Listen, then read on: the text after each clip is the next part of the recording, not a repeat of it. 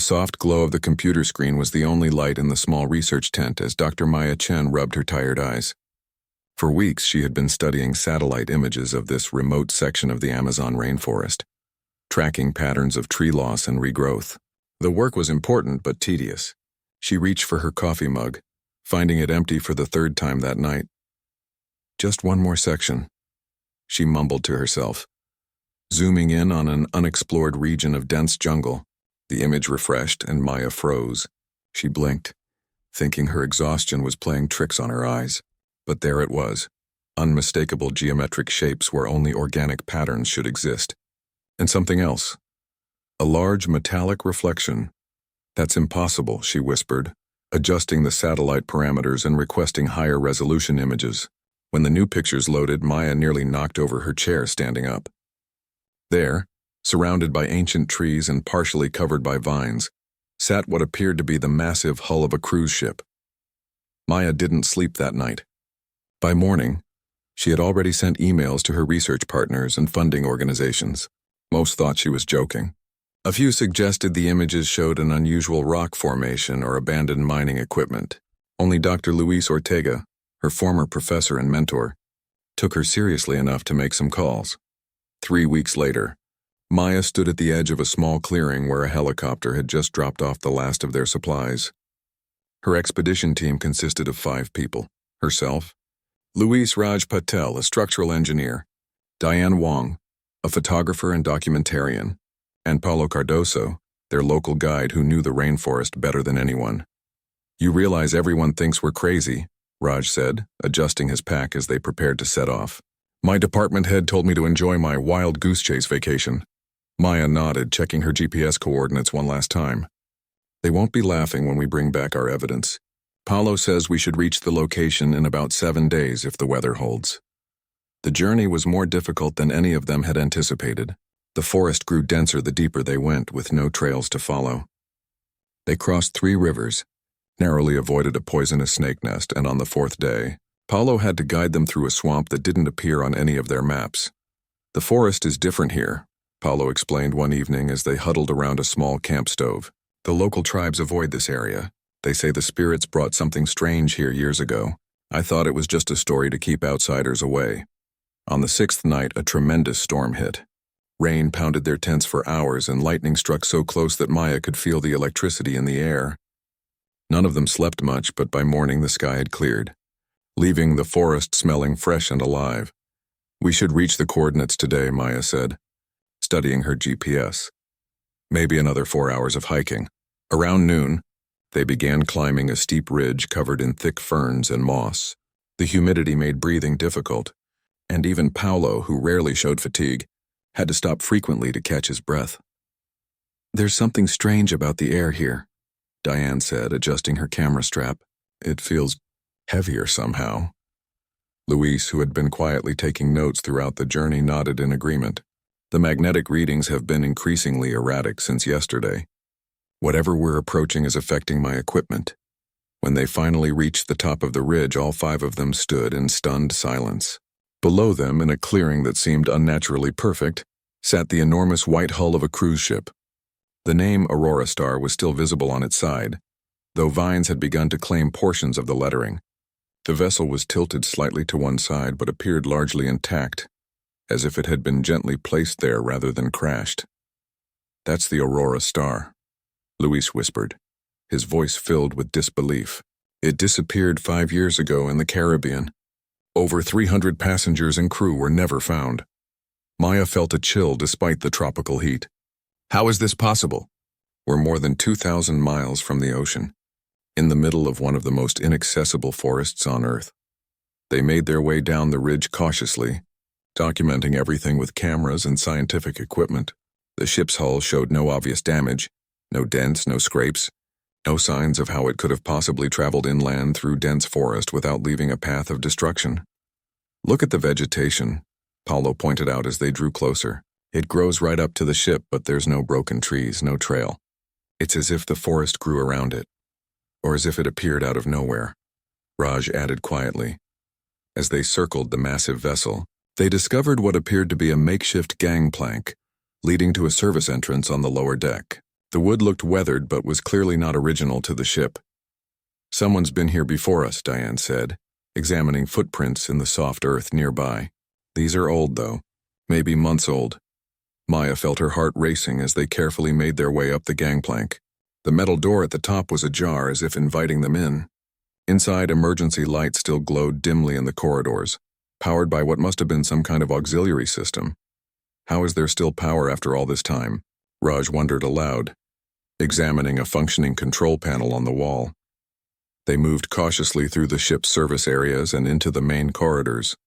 What they found left them speechless. Dining rooms with tables still set for dinner. Lounges with books and magazines scattered as if recently read. A swimming pool now empty, but with towels still neatly folded on nearby chairs. Most disturbing were the personal items. A child's stuffed animal sitting on a lounge chair, a pair of reading glasses perched on an open novel, half-empty drinking glasses at the bar. Everything looked as if the passengers and crew had simply vanished in the middle of their activities. "Where is everyone?" Diane whispered, her camera clicking steadily despite her shaking hands. There should be bodies or signs of evacuation or something. As daylight began to fade, they reluctantly agreed to set up camp outside the ship for the night. None of them felt comfortable sleeping inside the ghost vessel, though they couldn't exactly explain why. Around their campfire that evening, the team tried to make sense of what they'd found. Theories ranged from elaborate hoaxes to government experiments gone wrong, but none could explain the physical impossibility of the ship's location. "Tomorrow we'll check the bridge," Maya decided. "Maybe the ship's logs or computers can tell us something." That night, Maya lay awake in her tent listening to the strange sounds of the forest. The normal chattering of insects and calls of night birds seemed muted here, replaced by what almost sounded like whispers just at the edge of hearing. Once she was certain she heard music, faint strains of a waltz drifting from the direction of the ship. But when she unzipped her tent to listen more closely, there was only silence. As dawn broke, Maya stepped outside and looked up at the massive white hull gleaming in the early morning light. Whatever had happened to the Aurora Star and the people aboard her, Maya was determined to find answers. Little did she know that what awaited them inside would challenge everything she thought she understood about reality itself. Morning light filtered through the dense canopy as Maya and her team gathered their equipment. After a quick breakfast of energy bars and instant coffee, they stood before the massive white hull of the Aurora Star, preparing to venture deeper inside. The night's rest had done little to ease their sense of disbelief. "We should split into 2 groups, Luis suggested, checking his equipment. "Cover more ground that way." Maya shook her head firmly. "No way, we have no idea what's in there or what happened here. We stick together." They climbed the makeshift gangplank once more, this time with a clear plan. Document everything, touch as little as possible, and try to reach the bridge for any records that might explain this impossibility. The corridor lights flickered as they entered, as if acknowledging their presence. Diane's camera clicked steadily, capturing everything. Raj ran his hand along a wall panel, then pulled out a small device. "Power readings are incredible," he muttered. "Some kind of self-sustaining system I've never seen before. By all rights, the batteries should have died years ago." They moved deeper into the ship, passing through the main reception area with its grand staircase. A large chandelier hung overhead, its crystals catching the light from their flashlights. Everything was coated in a thin layer of dust, but otherwise looked perfectly preserved. Paolo, who had been quiet most of the morning, suddenly pointed to the marble floor. "Look, footprints." They all crouched down to examine the faint tracks in the dust. "Multiple sets going in different directions." "These aren't ours from yesterday," Maya said, measuring one with her hand. "Different sizes, different patterns, and they look relatively recent." "So someone else has been here," Luis said, his voice dropping to a whisper. "Maybe survivors?" They followed the most prominent set of footprints, which led them to the ship's main dining hall. The enormous room was frozen in time, tables set for dinner with fine china and crystal glasses, napkins folded into elaborate shapes, even centerpieces of artificial flowers that had barely faded. "It's like they were about to serve dinner when whatever happened, happened," Diane said, snapping photos of a half-empty wine bottle. Raj approached one of the tables and carefully picked up a dinner roll from a bread basket. It was rock hard but showed no signs of mold or decay. "The preservation in here is unnatural," he said. "It's like time is moving differently." They continued their exploration, moving through passenger cabins. Each told the same story: personal belongings left behind, suitcases partially unpacked, bathroom products arranged on sinks. In one suite, they found a laptop computer. Maya pressed the power button without much hope, but to everyone's surprise, it hummed to life. "That's impossible," Luis whispered as they gathered around the screen. "The battery couldn't possibly—" The screen displayed a desktop with vacation photos as its background. Smiling passengers on tropical beaches, beside swimming pools, raising glasses in the dining hall they had just visited. The computer's clock showed a date 5 years earlier, frozen in time. Paulo, who had been examining the bathroom, called out to them. The water still runs." They crowded into the bathroom doorway to see him holding his fingers under a stream of clear water flowing from the sink tap. "How is this possible?" Diane asked, her voice trembling slightly. "We're in the middle of the rainforest, thousands of miles from any water system." Maya ran her hand through her hair, trying to make sense of it all. "Let's keep moving. We need to find the bridge." As they continued through the ship's levels, the most disturbing thing remained: what they didn't find: any trace of the passengers or crew.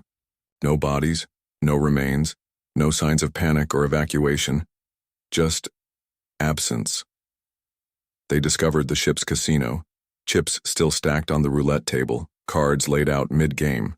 The theater with its plush red seats, program booklets neatly arranged. A children's playroom with toys scattered across the floor as if the kids had just stepped out momentarily. "It feels like they all just vanished," Luis said as they stood in the ship's massive shopping mall. Luxury goods still filled the shelves. Watches, jewelry, designer clothes with price tags attached. "Or we're taken," Paulo added quietly. The others looked at him, but he simply shrugged. "My grandmother used to tell stories of entire villages that disappeared in the forest. The old people say there are doorways to other places." Before anyone could respond, a sound echoed through the corridor, a clear, distinct metallic clanging, as if someone had dropped something heavy several decks away. They froze, looking at each other with wide eyes. "Hello?" Maya called out, her voice sounding small in the vast space. "Is someone there?" Only silence answered. "We should find that bridge," Raj said, his hand gripping the strap of his backpack a little tighter. They located a crew stairwell that would take them to the upper decks. As they climbed, Maya noticed something odd about the walls. "Look at this," she said, stopping to examine a series of scratches in the paint. "These look like claw marks." The scratches appeared at regular intervals along the stairwell, always at about shoulder height, as if something had been dragging itself up alongside anyone who used these stairs. The bridge, when they finally reached it, was a spacious room filled with control panels, radar equipment, and large windows that would have once overlooked the ocean but now framed the surreal view of treetops and jungle vines. Like everywhere else, it showed no signs of damage or struggle, just abandonment. Raj immediately went to the main control panels, his fingers moving over switches and buttons. "Some systems are still operational," he said with disbelief. Navigation, communications, even some external cameras. Luis had found the captain's logbook, a thick, leather-bound volume sitting open on the main console. "The last entry is from April 17th, 5 years ago," he said, carefully turning the pages. They were on their regular Caribbean route. Nothing unusual reported. Maya leaned over his shoulder to read the captain's neat handwriting. "Pumin 100 hours. Weather conditions deteriorating rapidly. Unusual storm formation appeared on radar with no warning. Meteorologists can't explain it. Changed course to avoid the worst, but storm is following us. Passengers moved indoors for safety." The next entry, written in a more hurried script, "Kalintu 30 hours. Lost all contact with outside world. Radio dead, satellite communication failed. Storm now surrounds ship completely. Unusual light phenomena observed. Crew reports electronic malfunctions shipwide and passengers reporting strange sounds, figures in corridors. Security investigating." The final entry was just a few scribbled lines. "Something is happening. The lights outside. The water. It's not water anymore. God help us, we're being pulled into—" The writing trailed off the page. "What does that mean?" Diane asked, her voice barely audible. "The water's not water anymore?" Before anyone could answer, Raj called them to a computer terminal he'd managed to activate. "You need to see this," he said, pointing to a radar image frozen on the screen. It showed the ship at the center, surrounded by what should have been ocean, but instead of the usual radar pattern, there was a perfect spiral formation encircling the vessel, growing tighter and tighter until it touched the ship itself. "No storm looks like that," Luis whispered. "That's not natural." Maya was about to respond when the ship's lights flickered violently. For a brief moment, the bridge was plunged into darkness. When the lights returned, they all jumped at a new sound, a distinct beeping from one of the control panels. Raj rushed over to it, his hands hovering uncertainly over the controls. It's picking up movement. Throughout the ship. Dozens of signals, but there's no one here, Diane said. We've been through half the ship and haven't found a single person. Paolo had moved to the windows, staring out at the jungle. The afternoon light had taken on a strange quality, almost greenish in color. "The forest is too quiet," he said. "No birds, no insects. Like they know to stay away." Maya felt a chill run down her spine as she looked at the movement indicators blinking across the ship's schematic. Something was happening here, something beyond scientific explanation. "We need to set up base camp," she said finally.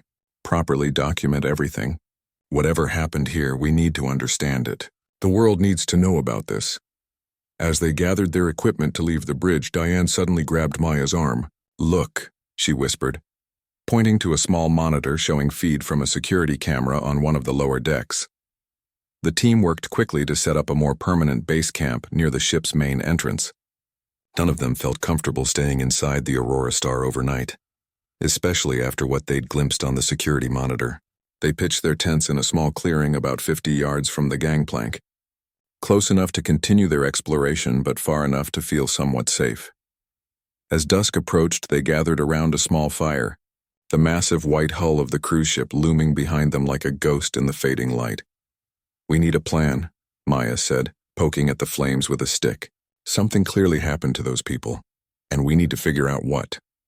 Luis nodded, flipping through his notes. "From what we've seen so far, there was no physical damage to the ship, no signs of violence or panic. It's as if everyone just stepped away for a moment and never came back.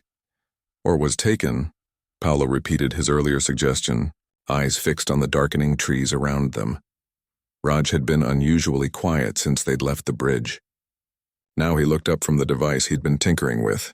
"I've been analyzing the power readings from the ship. It's not just that the batteries are still working after 5 years. They're drawing energy from somewhere. Something is actively powering that ship." "What kind of something?" Diane asked, her camera resting in her lap. Raj shook his head. "I don't know. Nothing I've ever seen before. It's almost like it's drawing power from the air itself." That night, sleep came uneasily to all of them. Maya drifted in and out of consciousness, troubled by dreams of endless corridors and half-glimpsed figures always just around the corner. Once, she woke suddenly, certain she'd heard music drifting from the ship, a faint melody that seemed both familiar and impossibly strange. Morning brought no answers, but renewed determination. They decided to focus on the captain's quarters and the ship's records room, hoping to find more information about what had happened during those final moments before the Aurora Star had somehow transported itself thousands of miles inland. The captain's quarters were located just off the bridge, a spacious cabin with a large desk, private bathroom and sleeping area. Unlike the bridge, these rooms showed signs of disturbance. Drawers had been pulled open, papers scattered across the floor. Someone was looking for something, Luis observed, carefully stepping over the mess. Maya nodded, moving to the desk where several logbooks were stacked haphazardly. Beyond the official ship's log they'd already found, these appeared to be the captain's personal journals. She picked one up and began to read aloud. March 3rd. Met with Dr. Hansen again today. He assures me the equipment in lower deck lab is just for weather research, but I'm not convinced. Company says to give him whatever he needs, but something doesn't feel right. Too many restricted areas, too many techs coming and going at odd hours. She flipped forward a few pages. April 2nd. Another power surge from the lower labs. Hansen claims it's just equipment testing, but it knocked out navigation for almost 10 minutes. I've demanded answers. This is my ship and I'm responsible for everyone on board. The final journal had only a few entries. The last dated April 17th, the same day as the final entry in the official log. Hansen came clean this morning. God help us, they're not studying weather patterns. They're studying what he calls thin spots, places where our world apparently touches. Others. He says they've found one, a big one, and we're heading straight for it. I told him to shut everything down, but he says it's too late. The machinery has locked onto something and it's pulling us in. I should evacuate the ship, but to where? We're surrounded by open ocean. Maya looked up at her team, their faces reflecting the same stunned disbelief she felt. Other worlds? Diane whispered. Is that even possible? The indigenous people have stories, Paolo said quietly.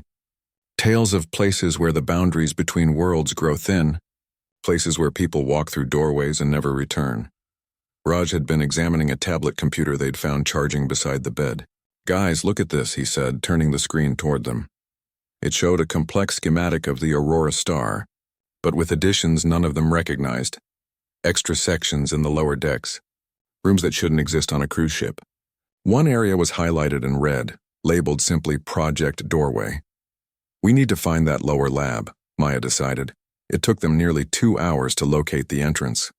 According to the schematic, it should have been accessible through a service corridor near the engine room, but when they reached that location, they found only a solid wall. This doesn't make sense, Raj said, comparing the wall to the tablet's blueprint. There should be a door right here.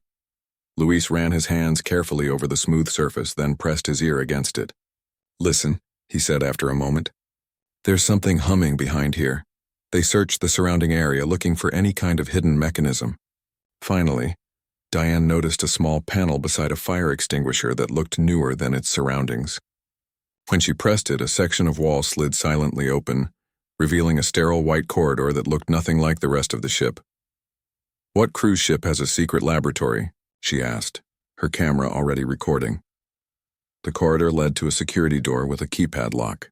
Raj examined it, then tried the code they'd found in the captain's notes. 1729. To their surprise, the door hissed open.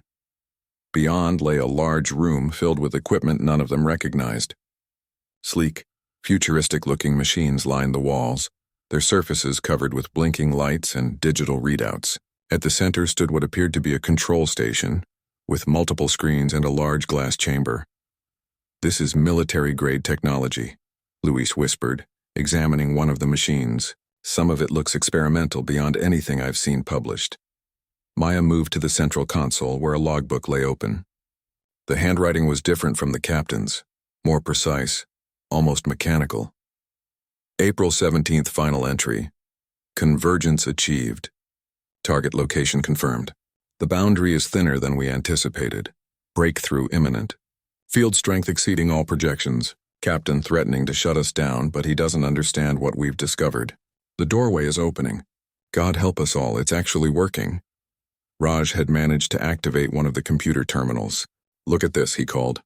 The screen showed a series of readings, coordinates, timestamps, energy measurements, culminating in a massive spike that had occurred at precisely 11:17 p.m. on April 17th. 5 years ago. That must be when it happened, Maya said. When the ship moved. Not just moved, Luis said, pointing to another screen that had flickered to life. It displayed what looked like 2 overlapping maps. One showing the Caribbean Sea where the Aurora star had been sailing, another showing this section of the Amazon rainforest. Between them was a swirling pattern of light, a tunnel of sorts connecting the 2 points. They didn't just travel through space, Luis continued, his voice filled with awe and horror. According to these readings, they traveled through something else, some kind of fold in reality. But where are the people? Diane asked. If the ship made it here, what happened to everyone on board? Before anyone could answer, a low rumbling sound began beneath their feet. The lights flickered and several of the machines suddenly hummed to life, their displays showing rapidly changing numbers and symbols. It's activating, Raj said, backing away from the console. Whatever this is, it's starting up again. Paolo, who had been standing near the doorway, suddenly pointed to one of the screens. It showed a security feed from somewhere else on the ship. A large, empty room with ornate columns that they hadn't yet explored. As they watched, the air in the center of the room seemed to shimmer and distort. We need to see this, Maya said, already moving toward the door. As they hurried through the ship's corridors, following Raj and his tablet map, the rumbling grew stronger. Lights flickered more violently and a high-pitched whine began to echo through the hull. It's coming from the ballroom, Raj shouted over the noise. 2 decks up, forward section. They raced up staircases and through corridors until they reached a set of ornate double doors. The rumbling was now so intense that they could barely stand, and the whine had become almost unbearable. Maya pushed the doors open, and they all stopped dead in their tracks. In the center of the massive ballroom, the air itself seemed to be tearing open. A swirling vortex of light hung suspended about 5 feet above the floor, pulsing and expanding with each passing second. Through it, impossibly, they could see what looked like the deck of the Aurora Star, but not the one they were standing on. This deck was crowded with people, passengers, and crew frozen in a moment of terror and wonder, their faces illuminated by the strange light of the vortex. For what felt like an eternity, no one moved. The team stood frozen, staring at the impossible sight before them. Through the swirling vortex of light, hundreds of people on what appeared to be another version of the Aurora Star looked back at them. Passengers in evening wear, crew members in uniform, all captured in a single moment of collective shock. "They can see us," Diane whispered, her camera hanging forgotten at her side. As if in response, one of the figures on the other side, a man in a captain's uniform, took a single step forward, his hand reaching out toward the vortex. His mouth moved, but no sound came through. "It's like looking through a window," Luis said, his scientific mind struggling to process what his eyes were seeing. "A window into another time? Another place?" The rumbling intensified. Pieces of the ornate ceiling began to fall around them, crashing onto the ballroom floor. "We need to get out of here," Paolo shouted, already backing toward the doors. "The ship can't handle this energy. It's tearing apart." But Maya couldn't move. She was staring at the captain's outstretched hand, at the look of desperate hope on his face. "They're still alive," she said. "They've been trapped somewhere all this time." Raj had pulled out his tablet and was frantically checking readings. "The energy signature is identical to what was recorded 5 years ago," he shouted over the increasing noise. "It's happening again. The same phenomenon." A sudden violent shake threw them all to the floor. The vortex expanded, its light growing blindingly bright. For a brief moment, Maya could hear sounds from the other side, music, voices, screams, before the light collapsed in on itself with a thunderous boom, leaving the ballroom in sudden, eerie silence. They picked themselves up slowly, ears ringing from the explosion of sound. "What just happened?" Diane asked, her voice shaking. Raj was already checking his instruments. "The energy field collapsed. It was like a momentary bridge between 2 places, and it couldn't sustain itself." "Those people," Maya said, walking to where the vortex had been. "They're not dead. They're somewhere else, trapped between worlds or in some kind of parallel dimension." Luis nodded slowly. "That would explain everything. Why there were no bodies, why the ship appears perfectly preserved. It's not that they vanished. It's that they're still here, just out of phase with our reality somehow. We need to get back to that lab," Maya decided. "Now we know what we're looking for." They made their way back through the increasingly unstable ship, dodging falling debris and sparking electrical panels. When they reached the hidden laboratory, they found it transformed. Machines that had been dormant were now humming with energy, displays flashing with calculations and readings. "The event in the ballroom triggered something," Raj said, moving to the main console. "Look at this. The system is running some kind of automatic sequence." One of the screens showed a countdown timer, 17:42:28, and decreasing by the second. "Almost 18 hours, Luis said. Until what?" Maya had found another journal, this one hidden in a drawer beneath the main console. She flipped through it quickly, scanning entries until she found what she was looking for. "Listen to this," she said. "Theory confirmed. Realities exist in layers with occasional points of convergence. The Aurora Star's unique energy signature acts as a beacon across these layers. Once triggered, the doorway operates on an 18-hour cycle, gathering energy from the surrounding environment before attempting reconnection. Each cycle weakens the barriers between worlds." She looked up at her team, her expression grave. "I think the ship is trying to go back. Or forward. Wherever the passengers are, this machine is trying to reconnect with them." Raj had been examining the machinery more closely. "This technology is incredible," he said. "Some of these components, they don't look like they were made on Earth. At least not our Earth. What are you saying? Diane asked. I'm saying that some of this equipment might have come through from the other side. Look at these manufacturing stamps. Dates from years in the future, company names that don't exist. Paolo, who had been keeping watch at the door, suddenly called out. Someone's coming. They all froze, listening. Footsteps echoed in the corridor outside. Measured, deliberate steps drawing closer to the laboratory door. Maya signaled everyone to hide. They ducked behind equipment and consoles just as the laboratory door slid open. A figure entered. A man in tattered but recognizable crew uniform. He moved with purpose to the main console and began typing, seemingly oblivious to their presence. He can't see us, Luis whispered in Maya's ear. Look at his edges, they're blurred, almost transparent. The crewman continued working at the console, occasionally passing a hand through solid objects as if they weren't fully in the same reality. After several minutes, he nodded with satisfaction and left the laboratory as suddenly as he had appeared. What just happened?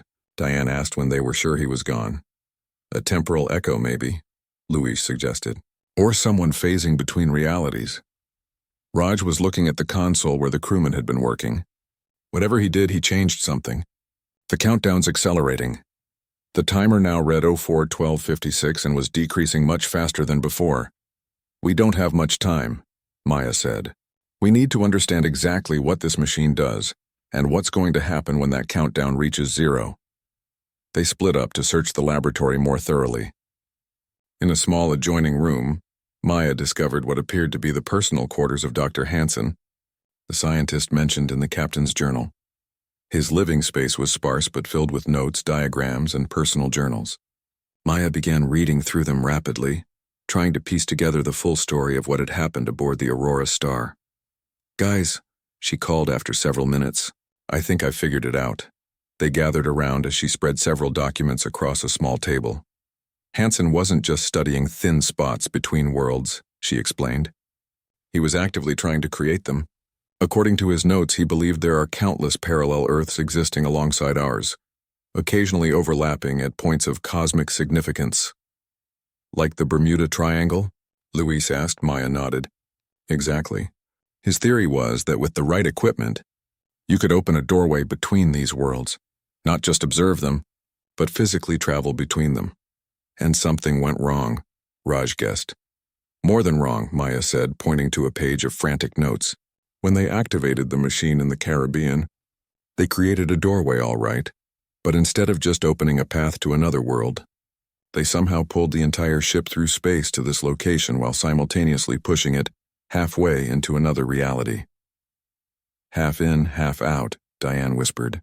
That's why the ship is here physically, but the people are somewhere else. And now the machine is trying to complete the process, Raj said, looking at the countdown. It's going to try to pull the ship, and us with it, all the way into that other reality. Or pull everyone from that reality back into ours, Luis suggested. Paolo, who had been unusually quiet, suddenly spoke up. The locals call this area the place of return. Their legends say that things lost to the spirit world sometimes find their way back here. Perhaps this is why.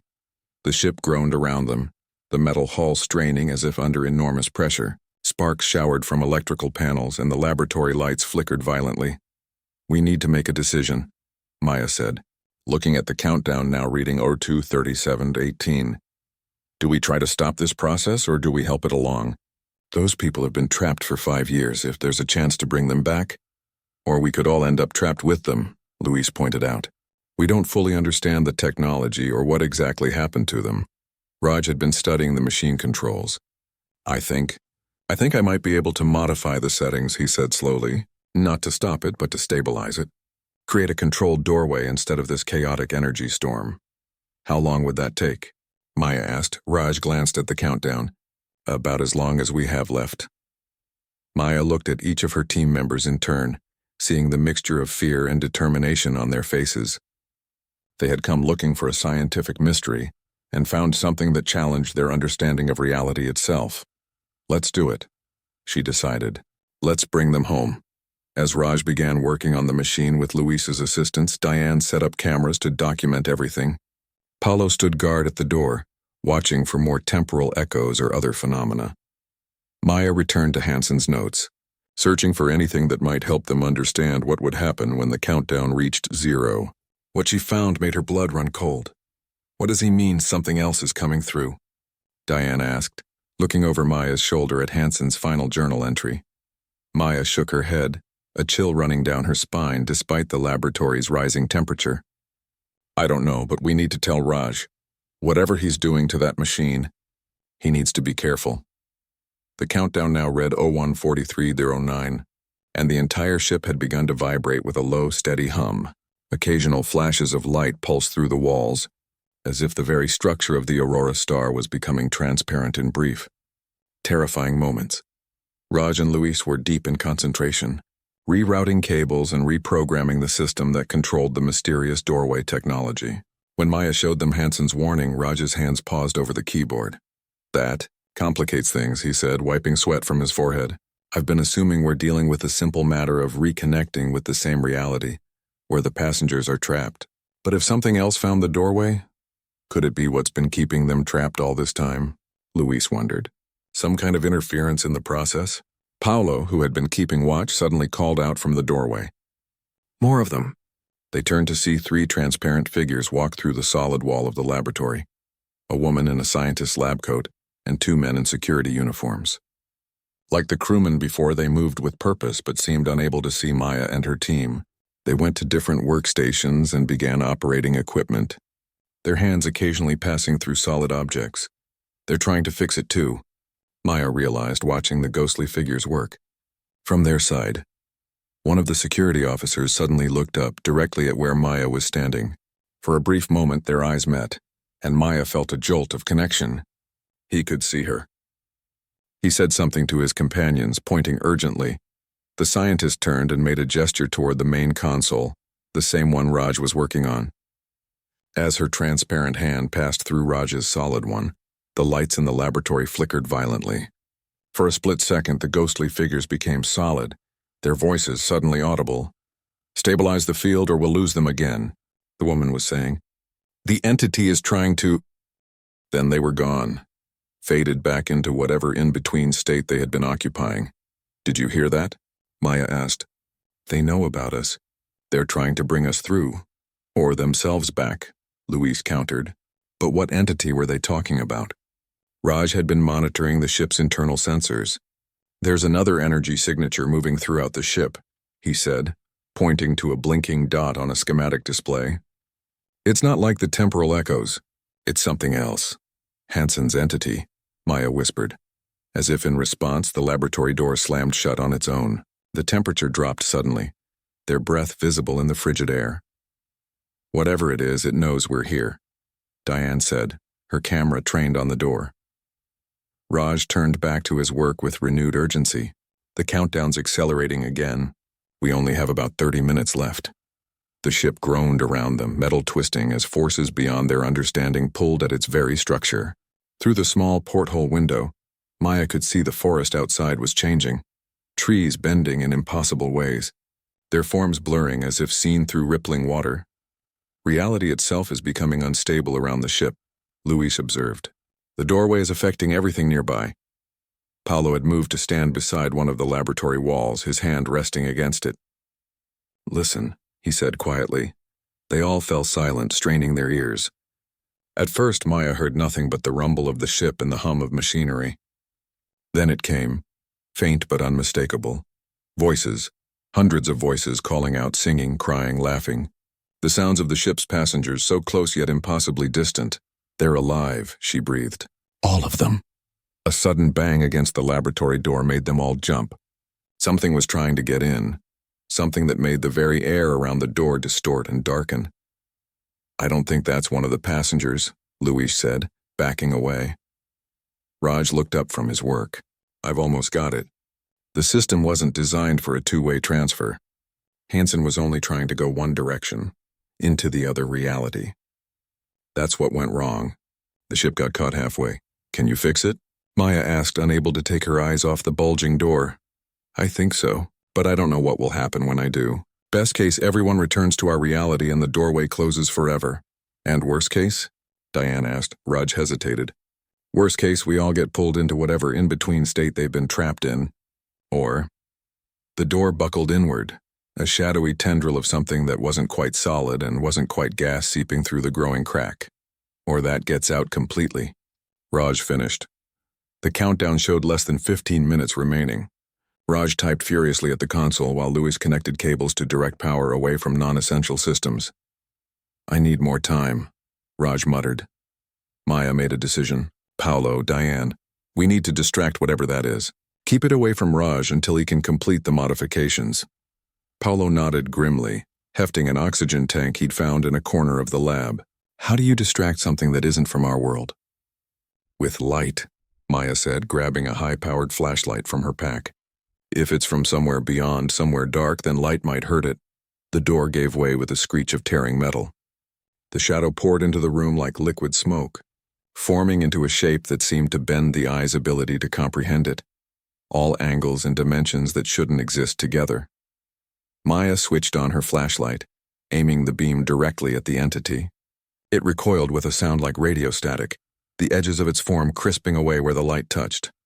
It's working, she shouted. Diane, the camera flash. Diane began taking rapid photos, each flash causing the shadow to contract and writhe. Paolo found another flashlight and joined the effort, the three of them forming a semicircle to keep the entity at bay. 5 minutes, Raj called from behind them. Whatever you're doing, keep it up. The shadow entity seemed to understand the threat now. It changed tactics, spreading itself along the ceiling where their lights couldn't directly hit it. Tendrils began to extend downward, reaching for the machinery. It's trying to stop the process, Louise realized. It doesn't want the doorway closed. Maya directed her beam upward, catching one of the tendrils. It's been feeding on them somehow. The passengers, the energy, it's been keeping them trapped. The countdown reached 1 minute. The entire ship shuddered violently, nearly throwing them off their feet. Through the laboratory's small window, Maya could see the forest outside was gone, replaced by a swirling void of color and light. Everyone hold on to something. Raj shouted, making a final adjustment. This is going to be rough. As the countdown reached 0, Raj hit the final command. The laboratory erupted in blinding light. Maya felt herself being pulled in every direction at once, her very atoms seeming to separate and recombine. The shadow entity let out a shriek that existed in dimensions beyond sound, its form shattering into fragments that were sucked toward the main console. For an endless moment, Maya saw everything. The Aurora Star as it had been in the Caribbean. The passengers going about their lives, the moment of the accident, and the years of trapped existence in a place between realities. She saw the shadow entity finding the tear in space-time and latching onto it, feeding on the energy of hundreds of souls caught in limbo. And then, with a thunderous boom that seemed to shake the very foundations of reality, everything snapped back into place. Maya found herself lying on the ballroom floor, sunlight streaming through the ornate windows. She sat up slowly, her head pounding. Around her, her team was doing the same, looking dazed but unharmed. Did it work? Diane asked, reaching for her camera, which lay beside her. Before anyone could answer, they heard something they'd never heard before on the ghost ship. Voices. Human voices, hundreds of them, calling out in confusion and joy. They rushed to the ballroom doors and flung them open. The corridor beyond was filled with people. Passengers in vacation clothes, crew members in uniforms, all looking bewildered but very much alive and solid. We did it, Maya whispered. They're back. The next few hours passed in a blur. The passengers and crew, to them, only moments had passed since the incident in the Caribbean. They had no memory of being trapped between worlds for 5 years. Only Dr. Hansen and a few others who had been working with the doorway technology seemed to understand what had happened. You saved us, Hansen told Maya when they finally found him. His face gaunt and eyes haunted by memories the others had been spared.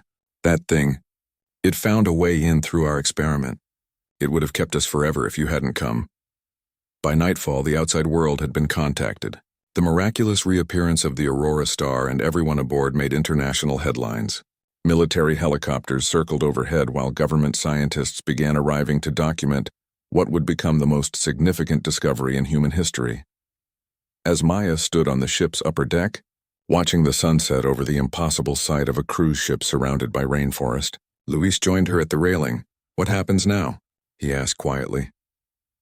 Maya looked out at the gathering crowd of officials, scientists, and media below. Everything changes, she said. We've proven other realities exist. That travel between them is possible. The world will never be the same. And the entity? Do you think it's gone? Maya thought about the shadow that had tried to stop them, the thing from beyond that had found its way through a door humans were never meant to open. I hope so, she said, but I think humanity needs to be very careful about which doors we choose to open in the future. As night fell fully over the Aurora star, lights began to come on throughout the massive vessel, no longer mysterious but still miraculous, a testament to the thin barriers between worlds and the courage of those willing to bring back what was lost.